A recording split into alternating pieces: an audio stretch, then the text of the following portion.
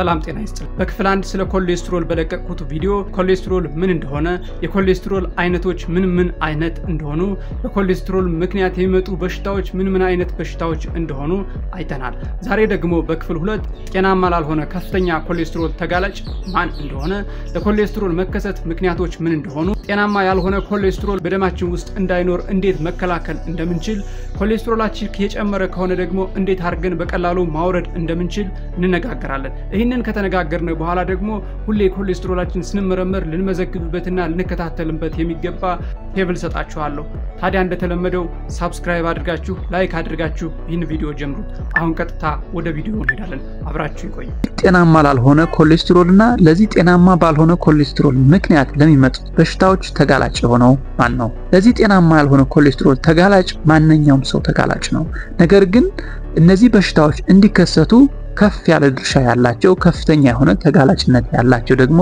የተለያዩ ሰዎች አሉ ለምሳሌ ከልክ ያለፈው ውፍረት ያላቸው የቤተሰብ ታሪክ ያላቸው ድንገተኛ ሞት ወይም ደግሞ ይህ ከፍተኛ የሆነ ኮሌስትሮል ያለባቸው የቤተሰብ ታሪክ ያላቸው ሰዎች የስኳር በሽታ ያለባቸው የሚያጨሱ ሰዎች የቤተሰብ ታሪክ ያላቸው የእድሜ መጨመር እድሜያችን እየጨመረ ሲሄድ ይህ በኮሌስትሮል በሰውነታችን ውስጥ የመጠራቀም እድሉ ይጨምራል ጤናማ ያልሆነ ያመጋገብና ያመጋገብ ስርዓት ያላቸው ለምሳሌ ከፍተኛ የሆነ ትራንስፋቶችን የሚጠቀሙ የረጋ ዘይት የእንስሳት ተዋጽኦ ቅባቶችን የሚጠቀሙ እንዲሁም ደግሞ አሰር የሌላቸው ምግቦችን ካርቦሃይድሬቶች በተለይ ደግሞ የፋብሪካ ውጤቶችን እና ከፍተኛ ስኳር ብቻ ያላቸው ምግቦችን የሚመገቡ ሰዎች ለዚህ በሽታ የመጋለጥ እድላቸው ከፍተኛ ነው ማለት ነው ሌላው እንቅስቃሴ አለማድረግ ከዚሁ እንዲሁ ከፍተኛ ነው ማለት ነው ቁጭ ብለው እንቅስቃሴ የማያደርጉ ሰዎች ለዚህ ችግር ተጋላጭነታቸው ከሌሎች ሰዎች አንፃር ሲታይ በከፍተኛ ሁኔታ የጨመረ ነው ማለት ነው ታዲያ እንዴት አድርገን ኮሌስትሮላችን ጤናማ የሆነ መጠን እንዲኖረው ማድረግ የምንችለው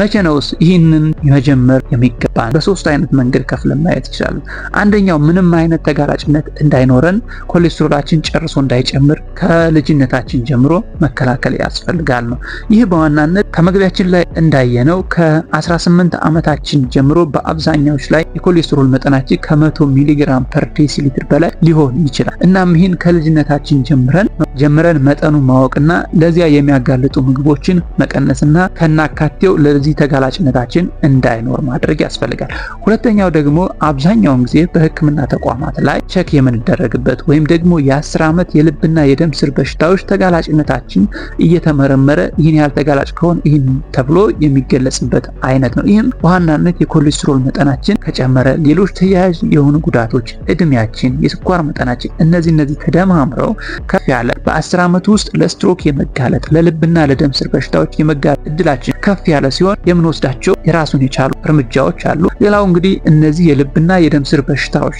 የተከሰቱብን ከሆነ የስትሮክ ታሪክ ካለብን የልብ ህመም ካለብን እንደዚህ ግፊት የኮሌስትሮል የመሳሰሉት ችግሮች ካሉብን ግፊት የመሳሰሉት ችግሮች ካሉብን ደግሞ የራሱን የቻለ የነዚያን ህክምና ማድረግ ይጠበቅብናል ማለት ነው ግን በዋናነት ጠቅለል አድርገን ስናየው እነዚህ የኮሌስትሮል መጠኖች በሰውነታችን እንዳይጨምሩ እነዚህ ተያያዥ በሽታዎችን በሰውነታችን እንዳይከሰቱ ለማድረግ በእኛ ላይ እንዳይከሰቱ ለማድረግ ጠቅለል አድርገን ልንወስዳቸው የሚገባቸው እርምጃዎች አሉ ይህ እርምጃ መወሰድ የሚገባው ከልጅነታችን ጀምሮ ሊሆን ይገባል ማለት ነው ምክንያቱም ጤናማ ያልሆነ ኮሌስትሮል በልጅነታችን ጀምሮ ስለሆነ እያደገ ለልብ ድካም ለደም ግፊት ለመሳሰሉ እያጋለጠን የሚሄደው ማለት ነው ስለዚህ ከልጅነታችን ጀምረን የኮሌስትሮል መጠናችን እንዳይጨምር ምን ማድረግ አለብን የሚለውን ነገር ስናይ አንደኛውና መሰረታዊው ነገር የህይወት ዘይቤ ማስተካከል ነው ምክንያቱም ይህ በሽታ ጤናማ ያልሆነ የህይወት ዘይቤ በሽታ ስለሆነ ማለት ነው ከህይወት ዘይቤ ህክምና ዋናውና መሰረታዊው አንደኛው ምንድነው ጤናማ የሆነ የአመጋገብ ስርዓት እንዲኖረን ማድረግ ነው ይህም እንግዲህ በዋናነት አንደኛው ከጤናማ ቅባቶች መምረጥ ነው እንግዲህ ቅባቶች ለሰውነታችን አስፈላጊ ናቸው ብለናል ታዲያ እነዚህ ቅባቶች ለሰውነታችን አስፈላጊ ከሆኑ ጤናማውን መምረጥና ጤናማውን መመገብ ጤናማ ያልሆነውን ደግሞ ማስወገድ ወይም ደግሞ መቀነስ ያስፈልጋል ማለት ነው እንግዲህ ቅባቶችን በዋናነት በሶስት ከፍለና የምናያቸው አንሳቹሬትድ እና ሳቹሬትድ እና ትራንስፋት አንሳቹሬትድ ብለን የምንጠራቸው በዋናነት እንግዲህ ፈሳሽ ዘይቶች አብዛኛው ጊዜ አንሳቹሬትድ ናቸው እነሱን መጠቀም እንችላለን። እንዲሁም ደግሞ የቅባት እህሎችን ቀጥታ የምንጠቀም ከሆነ እነዚህ አብዛኛዎቹ አንሳቹሬትድ ፋት ያላቸው ናቸው ማለት ነው። እንደ ኑግ፣ እንደ ተልባ፣ እንደ ሰሊጥ ያሉት ከነዚህ ምድብ የሚመደቡ ናቸው ማለት ነው። ሁለተኛው ደግሞ ልንቀንሳቸው የሚገቡ ሳቹሬትድ ፋት ያላቸው ቅባቶች ናቸው። እነዚህ በዋናነት በእንስሳት ተዋጽኦ ላይ የሚገኙ ቅባቶች ለምሳሌ በዶሮ ላይ የዶሮ ቆዳ ላይ በከፍተኛ ሁኔታ እናገኘዋለን። እንዲሁም ደግሞ በእንስሳት ስጋ ላይ ደግሞ ስብ ላይ በከፍተኛ ሁኔታ ሳቹሬትድ ፋት አለ። ይህን መቀነስ ያስፈልጋል። እንዲሁም ደግሞ በረጉ ዘይቶች ላይ ከፍተኛ የሆነ ሳቹሬትድ ፋት ስላለ ይህንን መቀነስ ያስፈልጋል። ሌላው በሶስተኛ ደረጃ ቅባቶችን ስንመርጥ ትኩረት ልናደርግ የሚያስፈልገው ትራንስፋቶችን ማስወገድ አለብን። እነዚህ ትራንስፋቶች በዋናነት ከጤናማ ዘይቶች ነው የሚፈጠሩት። እነዚህ ዘይቶች የሚፈጠሩት ምግባችን በምናበስል ጊዜ በከፍተኛ ሁኔታ በእሳት የምንጠብስ ከሆነ ጤናማ የነበሩ ቅባቶች ወደ ጤናማ ወዳልሆነ ቅባት ይቀየራሉ። ስለዚህ ምግባችን በዘይት በከፍተኛ ሁኔታ መጥበስን መቀነስ መቻል አለብን። ከዚህ በተጨማሪ ደግሞ በዘይት የሚጠበሱ እንደ ኩኪስ፣ እንደ ቦምቦሊኖ አይነት፣ እንደ ዶናት አይነት ምግቦችን መቀነስ ያስፈልጋል ማለት ነው። እነዚህን በማድረግ ጤናማ የሆነ የቅባት መምረጥና እነዚያን መመገብ ያስፈልጋል ማለት ነው። ሁለተኛው ጤናማ የሆኑ ካርቦሃይድሬቶችን መመገብ ያስፈልጋል ማለት ነው። እንግዲህ ካርቦሃይድሬቶች ለሰውነታችን አብዛኛውን ኃይል የምናገኘው ከካርቦሃይድሬቶች ነው። እነዚህ ካርቦሃይድሬቶች ግን ታዲያ በጥንቃቄ መመረጥ መቻል አለባቸው። እነዚህ ካርቦሃይድሬቶች በከፍተኛ ሁኔታ ከነ አሰራቸው የምንመገባቸው ከሆነ የእህል ዘሮች በተለይ ከፍተኛ የሆነ ፋይበር አላቸው። ይህ ፋይበር ደግሞ ኮሌስትሮላችን እንዲቀንስ ያደርጋል። ከዚህም በተጨማሪ ደግሞ አትክልቶችና ፍራፍሬዎች ላይ ካርቦሃይድሬቶችንም ፋይበሮችን እናገኛለን። እነዚያን አብዝተን በመመገብ እነዚያን ከምግባችን ውስጥ በማካተት የኮሌስትሮል መጠናችን እንዳይጨምር ማድረግ እንችላለን። በዋናነት በፋብሪካ የተመረቱ ፋይበራቸው የወጣላቸው ወይም ፋይበር የሌላቸው ምግቦችን ከፍተኛ የሆነ ስኳር፣ ጨው እና ሳቹሬትድ ፋት ያላቸው ስለሚሆኑ እነዚያን መቀነስ ያስፈልጋል ማለት ነው። ሌላው ደግሞ የፋብሪካ ውጤቶችን በምንመገብበት ጊዜ የምግብ ሌቭላቸውን በደንብ ማየት ያስፈልጋል። ምን ያህል ስኳር አላቸው፣ ምን ያህል ጤናማ ያልሆነ ቅባት አላቸው፣ ምን ያህል ጨው አላቸው የሚሉትን በደንብ ማየት ያስፈልጋል ማለት ነው። ሌላው ከዚህ ከምግባችን ጋር ተያይዞ የሚነሳው ኮሌስትሮላችን እንዲቀንስ ከሚያስፈልጉ ነገሮች ከእጽዋት የሚገኙ ፕላንት ስቴሮሎች አሉ።